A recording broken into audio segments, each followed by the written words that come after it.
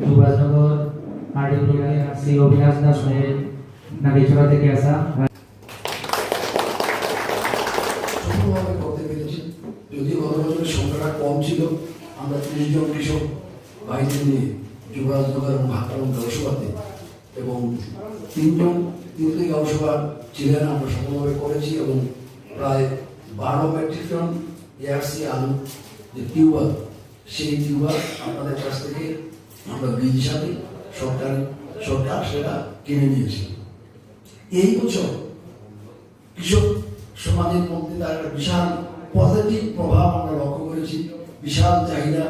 সেই চাহিদা কথা চিন্তা করে আমরা সেই সংখ্যা অনেক বাড়িয়েছি, ডিপার্টমেন্ট থেকে আমরা অনেক বেশি টার্গেট পেয়েছি।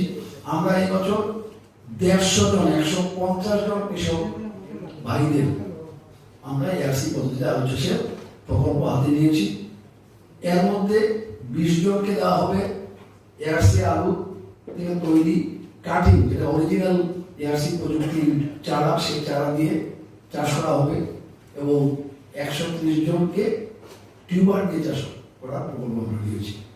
আজকে যেখানে প্রশিক্ষণ হচ্ছে, এখানে শুধু চারুপাশা এবং পুস্তকালীর যে 20 জন করে 20 জন আছেন, ওনাদেরকে আমরা তাদের সুবিধার্থে পানিসাগরে সেম এখনই প্রশিক্ষণ হচ্ছে, সেখানে ওনারা অংশগ্রহণ করছেন। বাকি সবাই যারা আছেন বিভিন্ন ব্যবসা এখানে উপস্থিত হচ্ছে।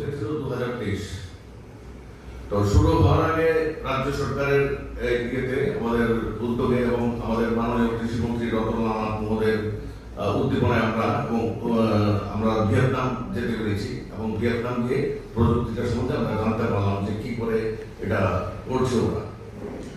তো ভিয়েতনামে দেখলাম এটা কোনো ব্যাপারই না, সব ধরনের যারা কৃষিকাজে যুক্ত প্রত্যক্ষ অপরোক্ষভাবে, সেখানে মহিলা কৃষক হতে পারে, শিশু যারা অল্প বয়স্ক যুবক যুবতী কৃষকরা রয়েছেন, ওনারাও করছেন, বৃদ্ধ কৃষকরা করছেন।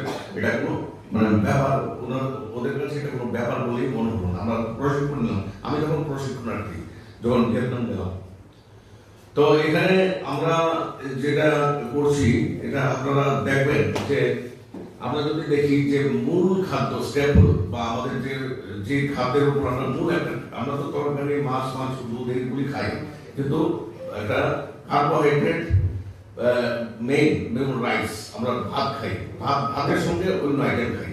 তো তার মধ্যে বিশ্বে এই পৃথিবীতে 4টে খাবার আছে।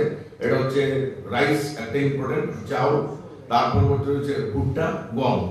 অনেক রাজ্যে রুটি খায় 3 বেলা, 2 বেলা রুটি খায় বা এরকম